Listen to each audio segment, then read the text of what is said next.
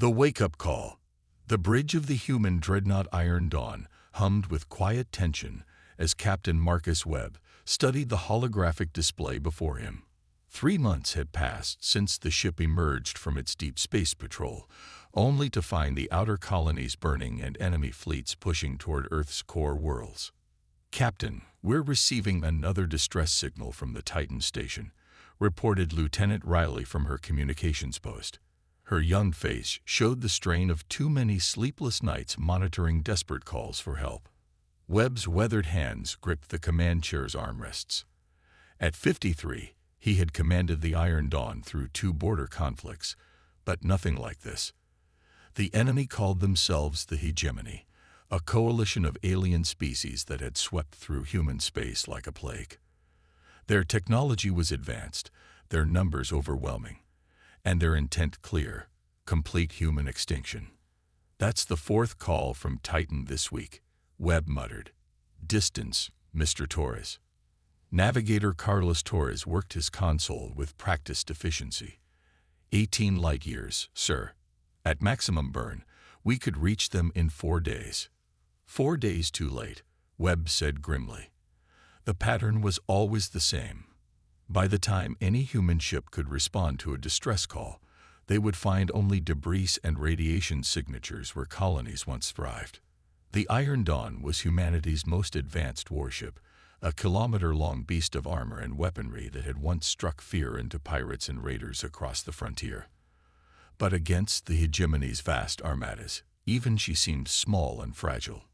"Sir, incoming transmission from Fleet Command," Riley announced. The main screen flickered to life, revealing Admiral Jane Foster's stern features. Dark circles under her eyes told the story of humanity's losing war. "Marcus, good to see you're still breathing." "For now," Webb replied. "What's our situation, Admiral?" "Bad and getting worse. We've lost contact with the Proxima Defense Fleet. The Kepler colonies went dark yesterday. The Hegemony is moving faster than our worst projections." Foster paused, her expression growing even more grave. "Marcus, I have new orders for you. Special assignment." Webb straightened in his chair. Special assignments usually meant suicide missions disguised as strategic operations. "I'm listening." "Intelligence has identified a Hegemony command ship operating in the Vega sector. The Destroyer of Worlds. That's what they call it. This ship has been coordinating the attacks on our outer colonies. If we can take it out, we might buy ourselves some time." Chief Engineer David Park looked up from his station. "Admiral, with respect, the Iron Dawn is one ship. Intelligence reports suggest Hegemony command vessels travel with full escort fleets." Foster nodded grimly. "That's where it gets interesting. Our sources indicate the Destroyer of Worlds is currently operating alone, conducting some kind of deep space reconnaissance. It's our only chance to catch one of their big ships without a full battle group protecting it." Webb studied the tactical data streaming across his screens. The enemy command ship was massive, easily twice the size of the Iron Dawn, and armed with weapons that had reduced human battle cruisers to scrap metal. But it was alone, far from reinforcements, and apparently unaware that humanity knew its location. "What about backup?" Webb asked. "Other ships." "There are no other ships, Marcus. Every available vessel is defending the core worlds or trying to evacuate civilians. You're on your own out there." The bridge fell silent except for the steady hum of the ship's systems. Webb's crew looked to him, waiting for his decision. He thought of the burning colonies, the desperate distress calls, the millions already dead. The Iron Dawn might be humanity's last hope of striking back. "Understood, Admiral. We'll hunt this thing down." Foster's expression softened slightly. "Marcus, I won't lie to you. This mission is dangerous beyond anything we've attempted. The Hegemony thinks they've already won this war. They see humans as primitive, weak, barely worth their attention. That arrogance might be our only advantage. Then we'll make them regret underestimating us," Webb said firmly. "Good hunting, Captain." Foster out. The transmission ended, leaving the bridge in tense silence. Webb stood and walked to the main display, studying the star charts that showed their target's last known position. Behind him, his crew waited for orders. "Mr. Torres, plot a course for the Vega sector. Maximum burn." "Aye, sir." "All departments, prepare for extended combat operations. We're going hunting." As the Iron Dawn changed course and accelerated toward its prey, Captain Webb couldn't shake the feeling that they were either about to become heroes or join the growing list of human ships that had simply vanished into the dark. The hunt begins. The Iron Dawn cut through the void like a predator stalking its prey. 4 days had passed since Admiral Foster's briefing, and the crew had settled into the tense rhythm of a ship preparing for battle. In the engineering sections, teams worked around the clock to optimize weapon systems and strengthen hull plating. The medical bay prepared for casualties that everyone hoped wouldn't come. Captain Webb stood in his private quarters, staring at the tactical reports scattered across his desk. The enemy command ship Destroyer of Worlds had last been detected near a dead system on the edge of hegemony space. Intelligence suggested it was conducting deep scans of human defensive positions, mapping weak points for future attacks. A soft chime announced a visitor. "Come," Webb called. Lieutenant Commander Anna Blake, his executive officer, entered with a steaming cup of coffee. "Thought you might need this, sir. You've been at those reports for 6 hours." Webb accepted the coffee gratefully. Blake had served with him for 3 years, and her steady presence had become invaluable during the chaos of the current war. "Any word from our scout drones?" 2 more just reported in. Still no contact with the target, but we're picking up residual energy signatures in the Kepler debris field. Someone with heavy weapons was there recently. Webb nodded grimly. The Kepler colonies had housed nearly 2 million civilians before the hegemony arrived. Now they were nothing but radioactive dust and twisted metal floating in space. "How long until we reach the target zone?" 18 hours at current speed. Chief Park says he can squeeze another 10% from the engines if needed. "Tell him to save it. We'll need everything when we find this thing." Webb moved to the viewport, watching stars streak past as the ship traveled at near-light speed. "Anna, what do you think our chances are?" Blake considered the question carefully. She had always been honest with him, even when the truth was uncomfortable. "Against a command ship twice our size. Honestly, sir, not good. But we have advantages they don't expect. Such as human creativity, desperation, the fact that they think we're already beaten." Blake moved to stand beside him at the viewport. "The hegemony has been winning this war through superior numbers and technology. They're not used to being hunted." Webb smiled slightly. "Let's hope you're right." The next morning brought news from the forward sensors. Ensign Lisa Grant, the youngest member of the bridge crew, looked up from her console with barely contained excitement. "Captain, I'm detecting debris fields consistent with recent battle damage. Multiple ship signatures." Webb moved to her station. "Show me." The main screen displayed a 3-dimensional map of the surrounding space. Scattered across several light hours were the remains of what had once been a small human convoy. Merchant vessels, a lone escort frigate, all reduced to expanding clouds of wreckage. Energy residue analysis suggests this happened less than 48 hours ago, reported Chief Science Officer Robert Kim. The weapons signatures match hegemony plasma cannons. "Our target was here," Webb said with certainty. "Can we track its course?" Torres worked his navigation console with intense focus. "I'm detecting ion trail residue bearing 27 Mark IV. The signature is fading, but it's definitely heading toward the Arcturus Nebula." The nebula was a massive cloud of gas and dust that would interfere with most sensor systems. Perfect place for a command ship to hide while conducting reconnaissance operations. It was also perfect for an ambush. "Mr. Torres, adjust our course.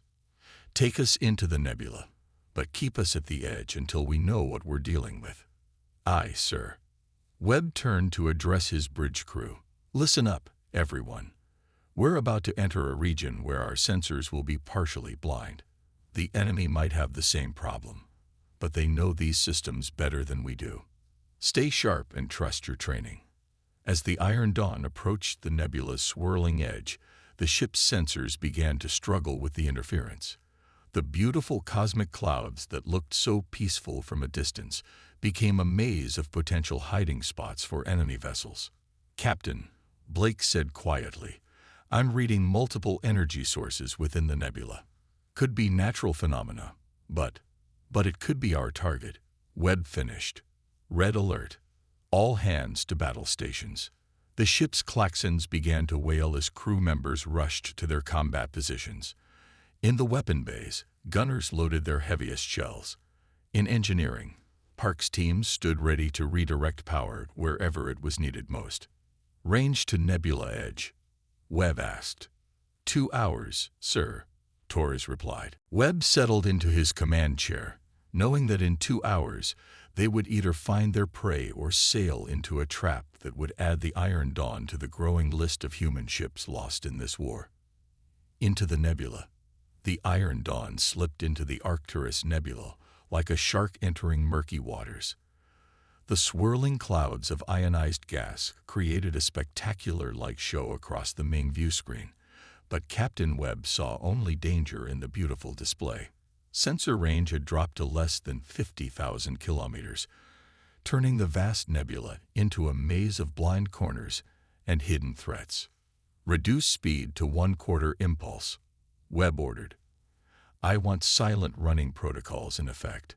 The ship's engines throttled back to barely a whisper. Non-essential systems powered down, and the crew moved through darkened corridors speaking in hushed tones. Everyone understood that sound carried differently in space, but old habits died hard when lives depended on stealth.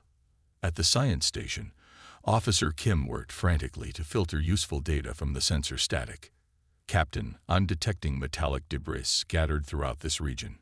Some of it appears to be recent." "Hegemony ships?" asked Blake. "Negative. The alloy composition matches human manufacturing. Looks like pieces from destroyed cargo haulers and civilian transports." Webb's jaw tightened. The destroyer of worlds had been busy, hunting down fleeing refugees and defenseless merchant vessels. Each piece of debris represented lives lost, families destroyed, hope extinguished. "Sir, contact bearing 090 Mark 6, reported Ensign Grant, her voice tight with concentration.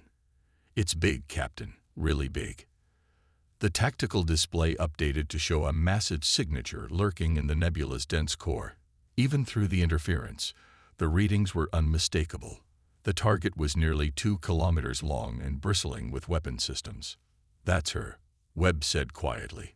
"The destroyer of worlds." Chief Engineer Park's voice crackled over the comm system. "Captain, I'm reading massive power signatures from that contact. Their reactor output is 3 times ours, and they're running active scans. Are they aware of us?" "Unknown, sir. The nebula interference works both ways, but if they're actively scanning." Webb considered their options. The Iron Dawn could remain hidden and observe, but that wouldn't accomplish their mission. They could attempt a surprise attack, but their single ship faced overwhelming odds, or they could try something the enemy wouldn't expect. "Mr. Torres, can you plot an approach vector that keeps us in the densest part of the gas clouds?" The navigator studied his displays. "Yes, sir, but it'll be slow going. We'd have to navigate around several plasma storms." "Do it, and route us past that debris field we detected earlier." Blake looked puzzled. "Sir, the hegemony destroyed those ships for target practice. They're confident, maybe overconfident. That wreckage might give us an opportunity." As the Iron Dawn began its careful approach, the crew prepared for battle with quiet efficiency. In the weapons bays, loading crews moved shells and energy cells into position. Medical teams set up emergency stations throughout the ship. Engineering squads double-checked every system that might fail under combat stress. Lieutenant Riley monitored enemy communications from her station. "Captain, I'm picking up transmissions from the target. It's definitely hegemony, but the signals are heavily encrypted. Can you break the encryption?" Working on it, sir. Their communication protocols are more advanced than anything we've seen before. The Iron Dawn crept closer to its target, using the nebula's natural formations as cover. Through the swirling gases, they caught glimpses of their enemy, a sleek, predatory vessel that seemed to absorb light rather than reflect it. Weapon ports lined its hull like the eyes of some cosmic spider, and its engines glowed with contained fury. Range to target? Webb asked. 60,000 kilometers in closing, Torres replied. At this distance, they should be able to detect us if they perform a focused scan. Then we don't give them the chance. All stop. Prepare to launch a spread of quantum torpedoes. The weapons officer, Commander Jake Miller, looked up from his console. Sir, at this range, even a full spread might not penetrate their shields. Intelligence reports suggest hegemony command ships have defensive screens that can absorb tremendous punishment. I'm counting on it, Webb said with a grim smile. I want them to know we're here, but I want them to think we're just another desperate human ship making a futile last stand. Blake caught on immediately. You're using us as bait. The destroyer of worlds has been hunting defenseless civilians and cargo ships. When they see a lone human warship, their arrogance will make them want to finish us personally instead of calling for reinforcements. Webb stood and moved to the forward viewport, watching the enemy ship's dark silhouette moving through the colorful nebula gases. Launch torpedoes. Full spread. Let them know the hunt has begun. The Iron Dawn shuddered as 6 quantum torpedoes streaked toward their target, their engines blazing like falling stars against the nebula's backdrop. The trap springs. The quantum torpedoes struck the destroyer of worlds like hammers against an anvil. Brilliant flashes of energy erupted across the enemy ship's shields, but the massive vessel absorbed the impacts without visible damage. For a moment, the nebula fell silent except for the fading echoes of the explosion. Then the hegemony command ship came alive. Multiple energy spikes across their hull, reported Kim from the science station. They're powering weapons and launching fighter craft. Captain Webb watched as dozens of sleek alien fighters poured from the enemy ship's launch bays like angry wasps from a disturbed hive.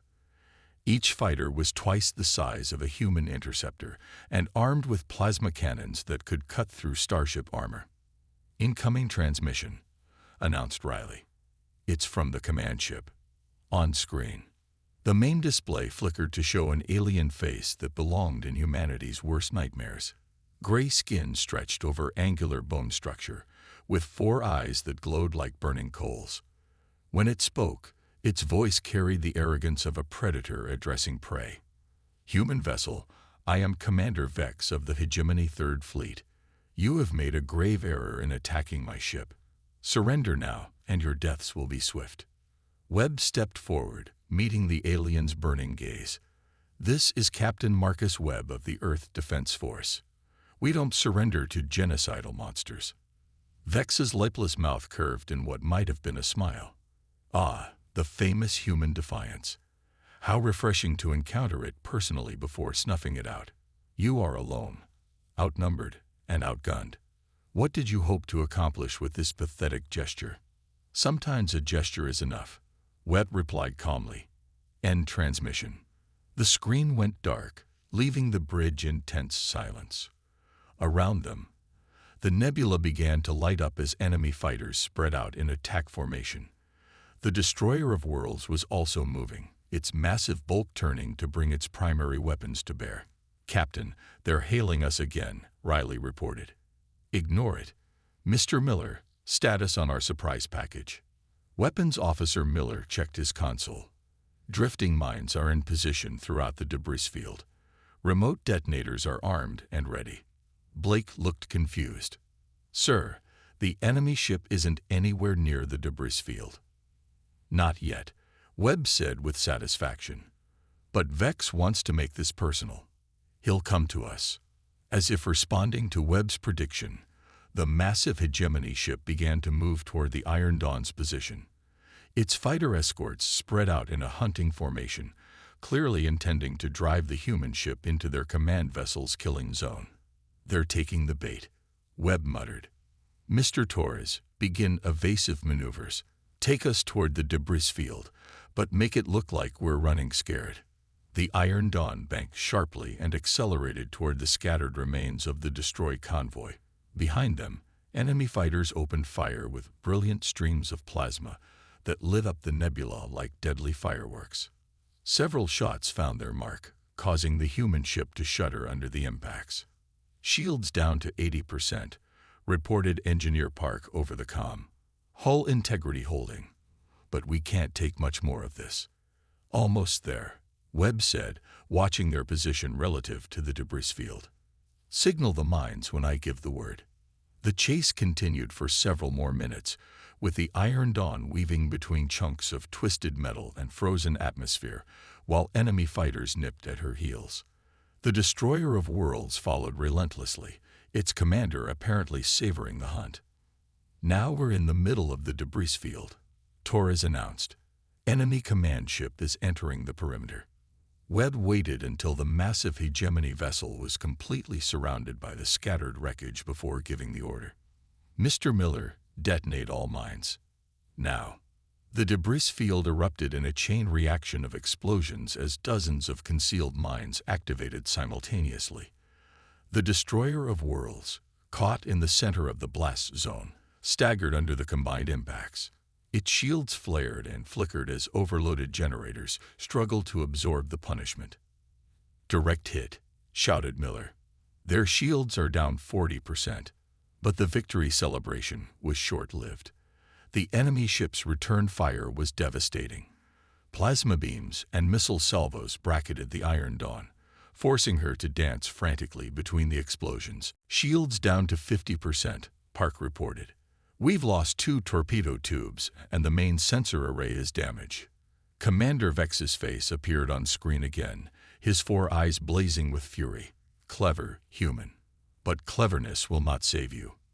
Prepare to join your species in extinction. Webb gripped his command chair as the ship shook under another barrage. The trap had worked, but the Destroyer of Worlds was still very much in the fight. All remaining weapons, target their shield generators, Webb ordered. It's time to see what this old ship can really do. Legend born. The battle reached its crescendo as both ships poured everything they had into the fight. The Iron Dawn twisted and rolled through the debris field, using chunks of destroyed vessels as cover, while her remaining weapons hammered at the enemy's weakened shields. The Destroyer of Worlds responded with devastating barrages that turned sections of wreckage into expanding clouds of superheated gas. Shield generators are offline. Engineer Park's voice crackled over the comm. We're running on backup power only. Captain Webb felt his ship shudder as another plasma beam carved across her hull. Through the bridge's reinforced windows, he could see the enemy command ship looming like a dark mountain, its weapon ports glowing with barely contained energy. Captain, we've lost contact with decks 7 through 9, reported Blake, her voice tight with stress. Medical teams are responding to casualties throughout the ship. The situation was desperate, but Webb noticed something in the enemy's firing pattern. Mr. Kim analyzed their weapon cycles. How long between full salvos? The science officer worked frantically at his damaged console. Approximately 15 seconds, sir. Their plasma cannons need time to recharge after each major barrage. 15 seconds. Not much time, but perhaps enough for what Webb had in mind. He activated the ship-wide comm system, knowing this might be his last chance to address his crew. All hands, this is the captain. For 3 months, we've watched our colonies burn and our people die while the enemy thought us beaten. Today, we prove them wrong. Today, we show them what happens when they underestimate human determination. Webb turned to his weapons officer. Mr. Miller, prepare a full spread of every torpedo we have left. I want everything fired at once. Sir, that will leave us completely defenseless. We won't need defenses if this works. Target their main reactor housing. The Destroyer of Worlds unleashed another massive barrage, and the Iron Dawn rolled desperately to avoid the worst of it. Energy beams seared past the bridge windows, close enough that the crew could feel the heat through the reinforced glass. "Now," Webb shouted. Every remaining torpedo tube on the Iron Dawn fired simultaneously. 24 quantum torpedoes streaked toward the enemy ship in a concentrated swarm, their combined wakes lighting up the nebula like a miniature constellation. Commander Vex's face appeared on the screen one final time, his 4 eyes wide with something that might have been surprise. "Impossible.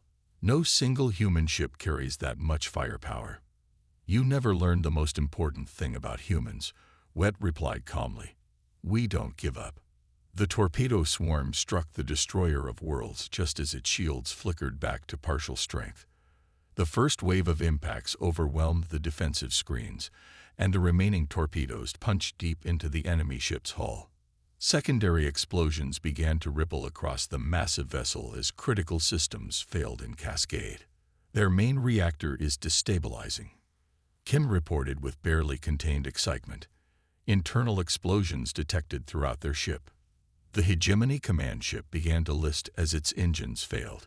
Escape pods started launching from various points along its hull as the crew abandoned ship. But Commander Vex remained on the bridge, his image still visible on the Iron Dawn's main screen. "This changes nothing, human," Vex snarled. "My fleet will avenge this loss. Your species will still face extinction." "Maybe," Webb acknowledged. "But today, we reminded the galaxy that humanity doesn't go quietly into the dark." The transmission cut off as the destroyer of worlds finally succumbed to its internal damage. The massive ship broke apart in a series of brilliant explosions that illuminated the entire nebula, sending shockwaves through the gas clouds that would be visible for light years in every direction. As the debris from the destroyed command ship drifted past their windows, the crew of the Iron Dawn began to assess their situation. The ship was badly damaged, but intact. More importantly, they had accomplished something no other human vessel had managed since the war began.